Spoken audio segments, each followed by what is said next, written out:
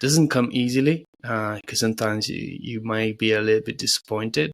There are things that you may not want, but understanding your values and what they are, what makes you, is kind of the first step.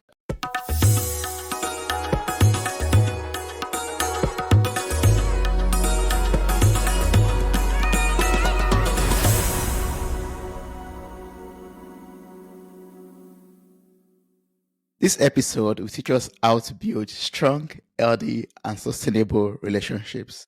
Helping us with this is a certified personal and professional relationship coach. Welcome to the show, Nick. How are you doing? I'm very good. Thank you, Toby. Thank you so much for joining me on this episode for Soulful Conversation. I really appreciate your presence here today, and I'm looking forward to learning so much about relationships, learning also about communications and everything that we need to, build strong, healthy, and sustainable relationships. But before we dive into all of that, I would love to start from you personally. I would love to learn from your life journey, from being born in France, losing your mom at a very young age, who was the compass for your life or your compass in life, and also having a challenging early professional life. So, Nick, is it okay for you if you share this story with us and how all of these experiences led you to become a coach today? Yeah, sure. So it's actually, as you said, I haven't had a terrible childhood really, but I did lose my mother when I was 12. And I think to understand where I come from, you need to understand where I grew up.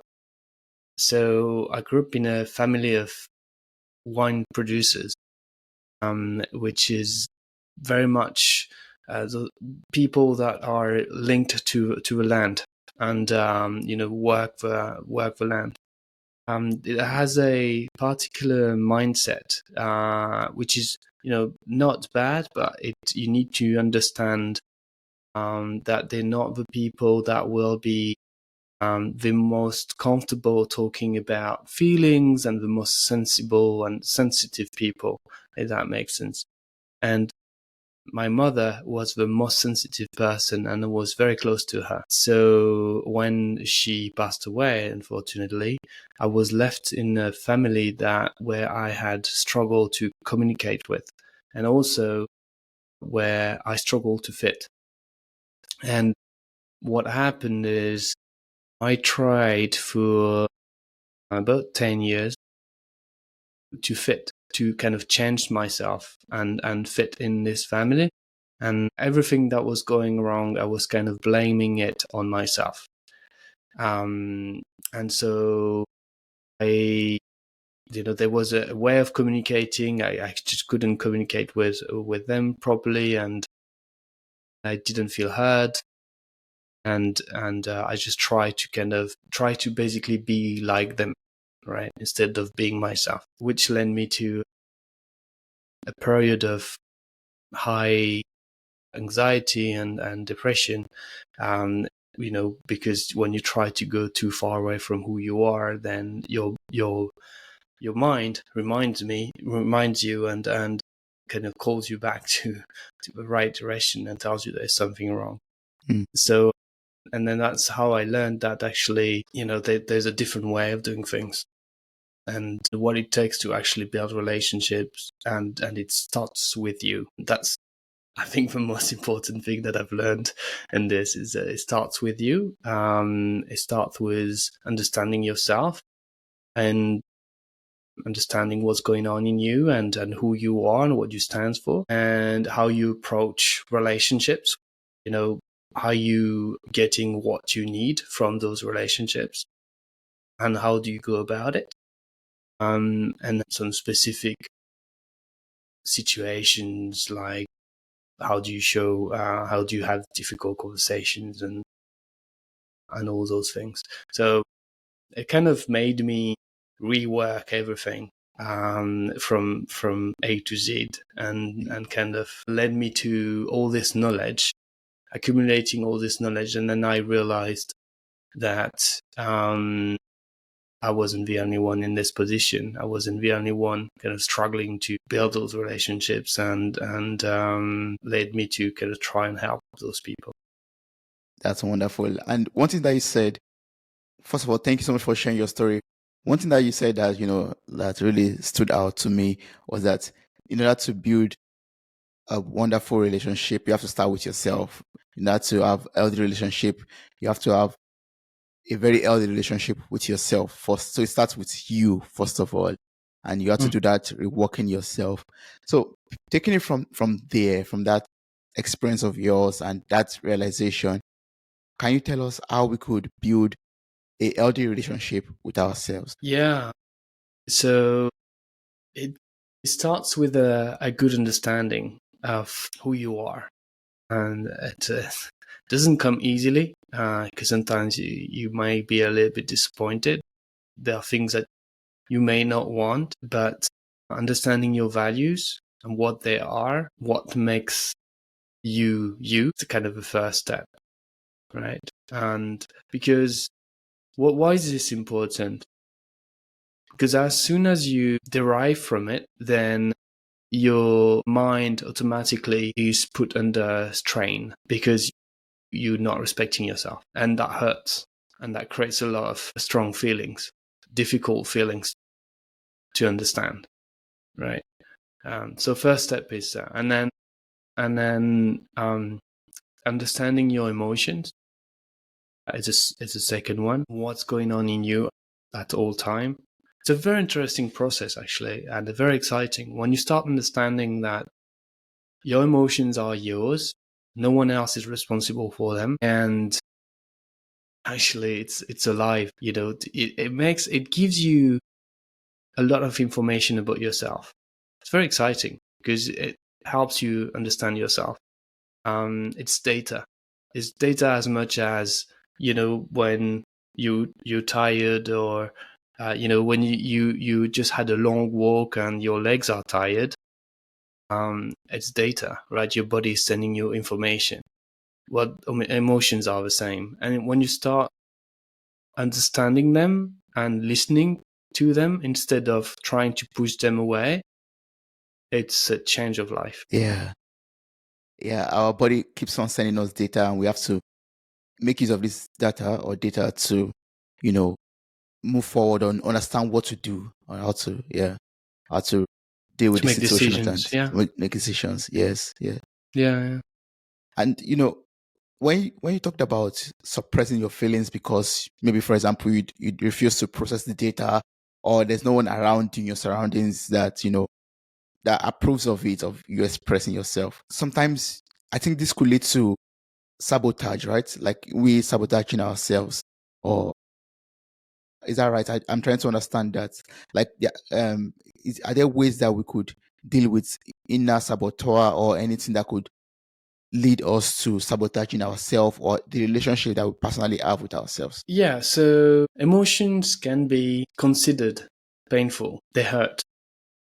And we learn that we're trying to avoid them to avoid the pain, while actually leaning in them and welcoming them reduces the pain. It's a counterintuitive. It's like, have you done snowboarding? Do you know anything about snowboarding? So it's a very it's just an analogy. So it's very counterintuitive to be able to turn. And in snowboarding, you need to lean towards the slope. You don't want to do that because that's scary, right? To lean towards the slope. And it's exactly the same thing with emotions. To lean towards the emotion, you fear that you're going to get hurt. And so you don't want to do that. You want to get away, but actually that prevents you from moving forward. Does that make sense? So Yes. you're talking about sabotaging. Because you're trying to avoid them, you basically trying to avoid the right decision, right? And that's sabotaging your own process. Absolutely. I think the best example of sabotaging is through fear. We are We fear change. We fear not being adequate. We fear not being able to do something to, be successful in one activity or something else. And so we don't take that challenge. And then we don't move forward. We don't progress. We don't grow. Yeah. Yes. Lean into the fear and take some risk, express your feelings, express yourself. I think if you take the fear as an example, understand it's fear to start with. Be conscious that it's fear. And then it's okay to be afraid. It's absolutely okay. Don't judge yourself for it. You're human. It's normal to be afraid. And fear is good in some situations. And then use it. Use it, to move forward. And how to move forward is you lean on your values. I have a strong value that's connection, for example. If I want to build a connection, but that's going out of that particular connection will go out of my comfort zone, I'll get afraid. I'll be afraid to go there. And I need to witness it and welcome it. And then I lean on my value of connection to kind of, go past this fear. Oh, yeah. Thanks for bringing up values, because that sometimes make me think about, how do we actually know our values? And also, how is this related to setting boundaries? Like, how can I know these are my vital values, these are my essential values, and then how can I relate that to setting boundaries? For me not to be hurt, or to ensure that there's emotional intelligence, reigning in my life, for example. Yeah. How do you know your values? So it depends how, aware of conscious or easy for you it is. Some people can just go through a list of values and say, this is mine, this is mine, this is mine. For some others, it's more difficult.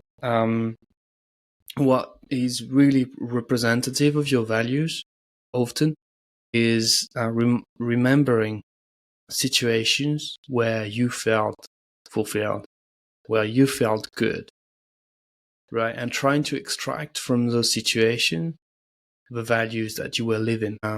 So let's say, if you're happy when you are amongst friends doing some hiking, for example, exploring some place that you don't know, there's potentially some value around adventure and connection and belonging and stuff like that, right? So it's like you remember those situations and then you extract values. That's a good way of doing it. And how does that relate to setting boundaries? Well, I have, for example, a strong value in fairness. I know that because when I see that value is not respected, it tends to trigger very strong emotions. And how do I set boundaries? It's very easy. When I see that this is not respected, for example, I have an employee that is treated by a colleague with a bit of a lack of fairness, for example. If I see that happening, then I'll set a boundary and I'll say, look, there's another way of doing this, and if we want to do this together, we want to work together, we need to put some more fairness in there. And this is how we could do this. Yeah. So it's like, obviously being aware of your values helps you setting those boundaries. So it's absolutely okay for us to set boundaries as long as we know what our values are, and what our core values are, what our negotiables and non-negotiables are also. Yeah, for some reason, I don't like to talk about negotiable and non-negotiable. I mean, you're not the only one to say this, and I don't blame you for that. I will call it just differently. I'll explain why. The negotiable, non-negotiable straight away puts a hard line that will create emotions in the other person straight away. It's the word that creates that, because it's like, oh, you shall not pass, kind of thing, right? Yeah. But if you try and say rather, look, this is strong for me, this is very important for me, and this is how you can do what you're trying to do, and respect that for me. Does that make sense? Yeah. And the best way to do this is to understand what value the other person is trying to show. I had a conversation, really long conversation, with a colleague once. They had a strong value for fairness, and I was trying to show it, and they were trying to live their value of professionalism. Neither is wrong, but in that particular situation, one was going not against the other, but we were not trying to fulfill both values. Mm. They were trying to fulfill their value. I was trying to fulfill my value. Yeah. Yeah. But then, when I became aware of what they were trying to live, then I was like, okay, how can we live both values at the same time? So professionalism is also a value of mine. It's not as high as fairness, which is fair enough, but it's still a value of mine. So I want to, live that too. And let's, find a way that we can both live that. So looking for common grounds basically helps a lot. Yeah, or like a common point forward, let's call it. It's because common ground is where we are in the middle. A common point forward is where we look to together. Let us rise together to a point where we could understand each other better. Exactly. Yeah. Yeah. Understood. Thanks for clarifying that, so explaining that. And I would like just to pick up from, the example you made now with you and your colleague speaking about your values. Yours was fairness, and for the other person was like, professionalism, trying to live that. I would like to just take this example and, relate it back to communication. Like now we've talked about relationship with ourselves and avoiding self-sabotage and what we could do to ensure that we are able to have a better relationship with ourselves. So I would like us to then also talk about how we could have a better relationship with our colleagues too. So from your experience in the corporate world and your experience generally as a coach also, would you say there's like a best way to communicate or to engage our colleagues? Yeah, it works both ways, right? You need to understand what's going on in you, because otherwise what's going on in you will control you, right? So you want to understand that, and you want to take this as data for the conversation, and also you want to understand what's going on in them. Try and understand as much as possible. And so you're asking what's the best way of communicating with others, with colleagues, and that works in any kind of relationship, is listening. And it's, we talk about active listening. It's a pretty big word. Everyone knows it. I like to say, start with listening to understand. So rather than listening to think of a counterpoint, listen to understand. Listen and be curious. Understand what, not only what people are saying, but what people are not saying. What's behind what they're saying. And ask questions. Check your assumptions, because the moment is disarming. The moment you ask questions and you're curious and genuinely curious, I'm not talking about being curious to kind of prove them wrong. I'm talking about being genuinely curious.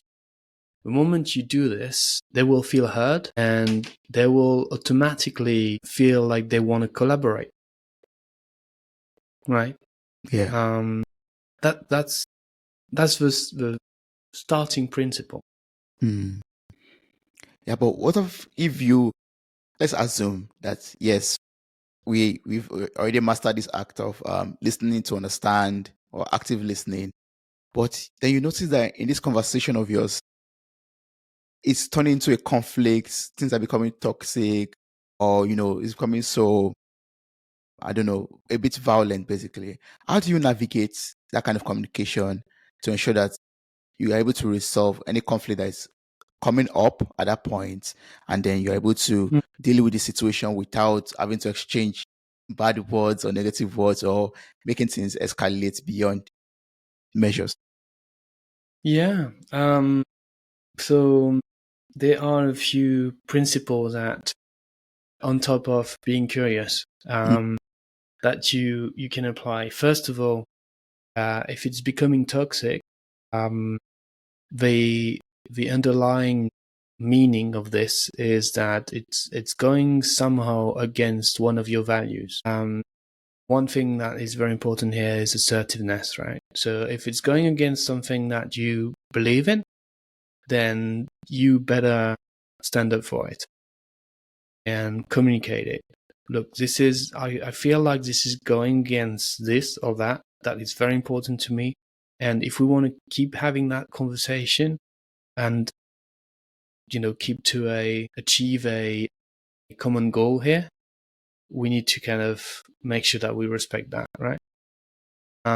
Assertiveness is very important.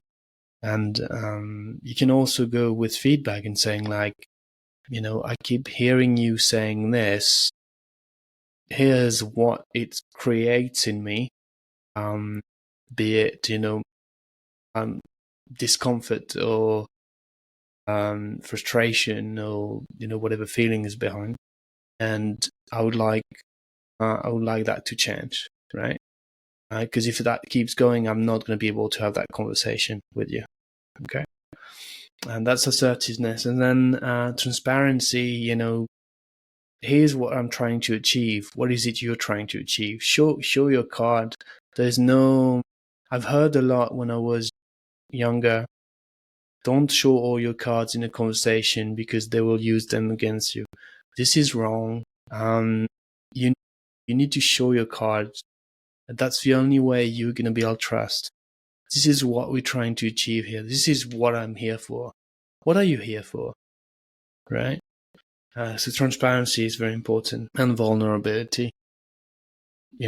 Just saying when something is not, when you're not comfortable with something, or when it's actually hurting you. And also, here's how you can help me. I'm struggling here. I'm in struggle. Help me. This is how you build trusting relationship. And you're talking about conflict. So those are all kind of very kind of well-known principles, but I'll finish with this. You're talking about conflict and, a conversation going into conflict. I have a principle that is, you can build a relationship that will make any conflict easy to solve.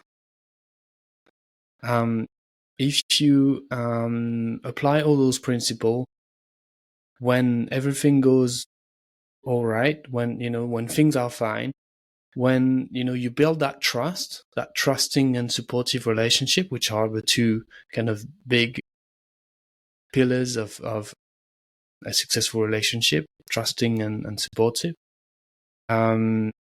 Any conflict that will happen in the future will be easy to solve, because then you'll be able to be transparent about it. Hey, I feel like we're having a conflict here, and I really want this relationship to work. So let's work it out together.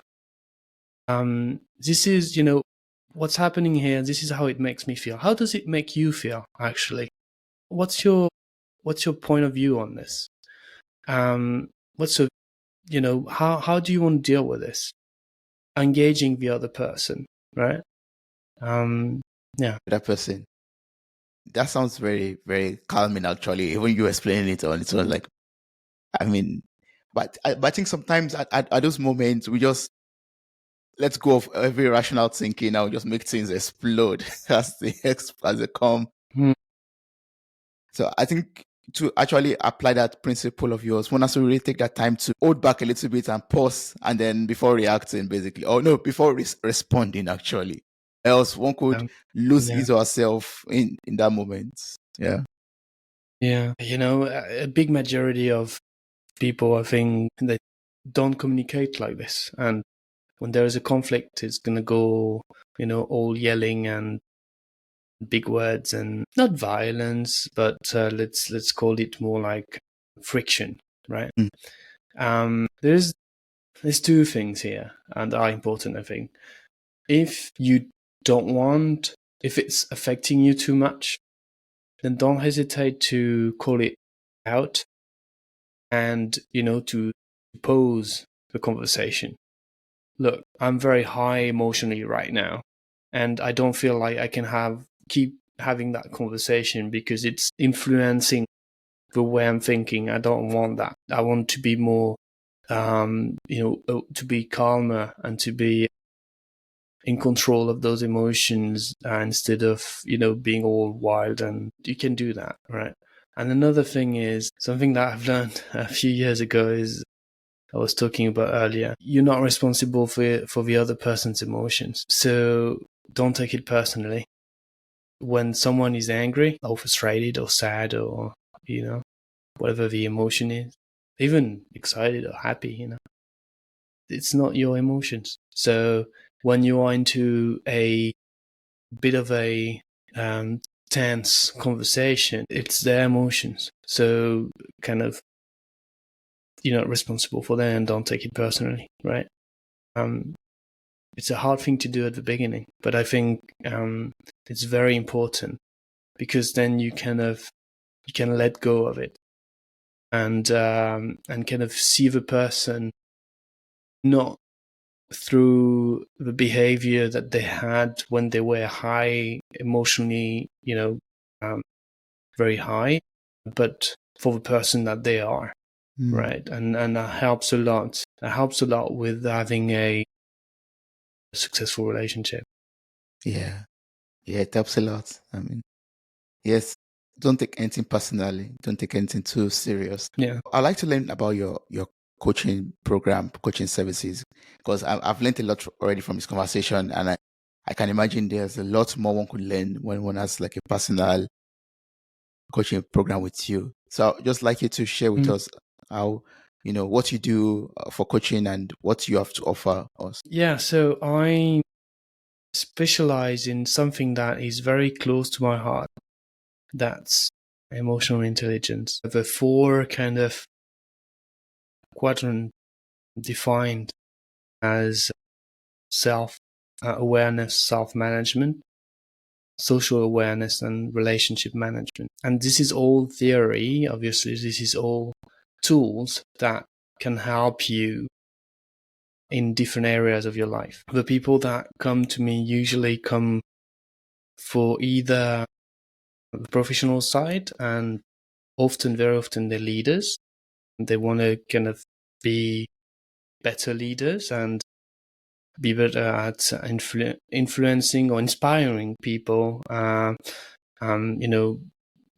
helping people grow and achieve kind of business objectives that they have. They want to be better at working with people professionally, right? And then another part of my clients are people that want to improve their relationships in their life and have more like fulfilling relationships. There's one thing that I really believe in is as human beings, we can survive, we can live without relationships. No, okay. But we can only thrive with relationships. We can only thrive together.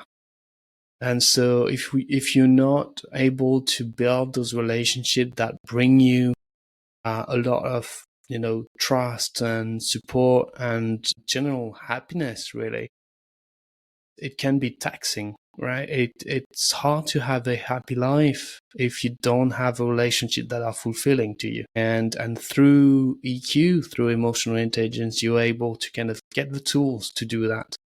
And so I use that with all my clients, and I work with them from like 6 to 12 months, sometimes a bit more.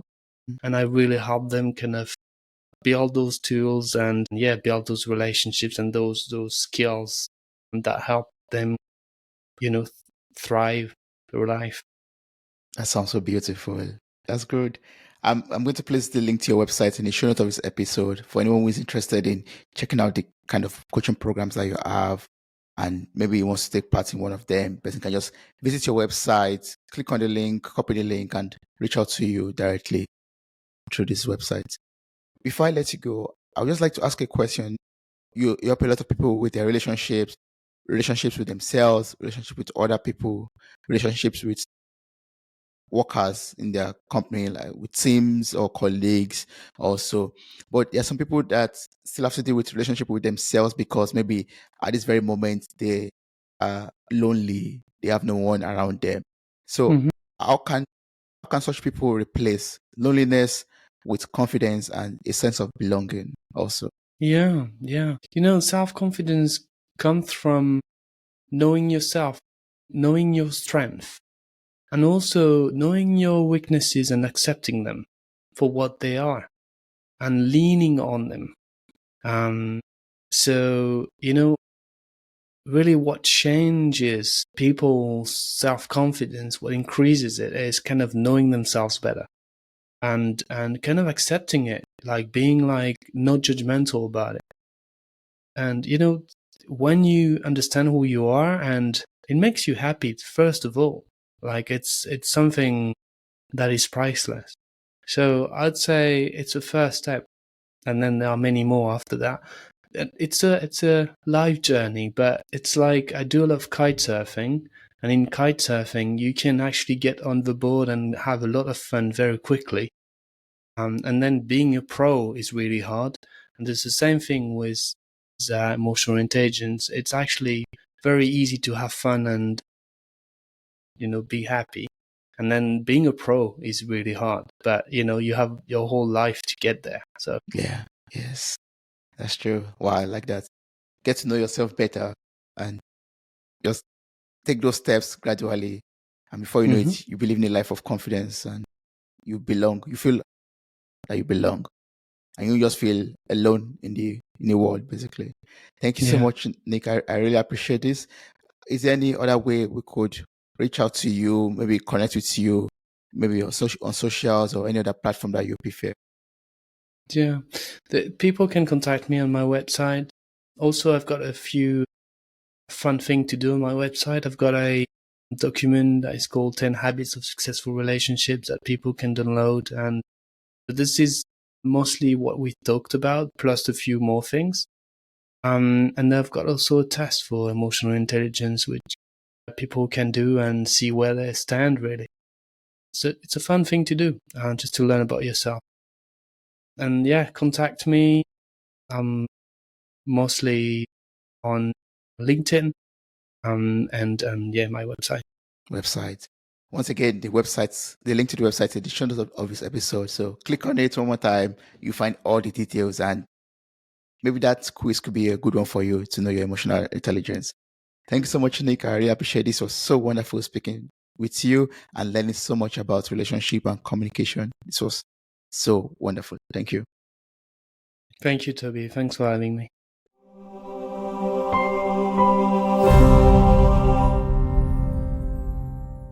Hey there, podcast enthusiasts. Are you ready to add a little sparkle to your day? If you're loving the insightful conversations and captivating stories on Mirror Talk Podcast, here's a friendly nudge to hit that subscribe button. By subscribing, you'll never miss out on the empowering messages and thought-provoking discussions we bring to your ears. But wait, there's more. We're all about spreading positivity and inspiration, and you can be a part of it too. How? By sharing the love with your friends and family. Share this episode with your loved ones, and let's create a ripple effect of empowerment and growth together. And hey, if you've been enjoying what you hear, why not take a moment to leave us a glowing 5-star review? Your feedback fuels our passion to keep delivering content that resonates with you. So hit that subscribe button, share the love, and leave us a review. Let's keep the conversation going and spread the Mirror Talk magic far and wide. Thanks for tuning in, and remember, Your support means the world to us.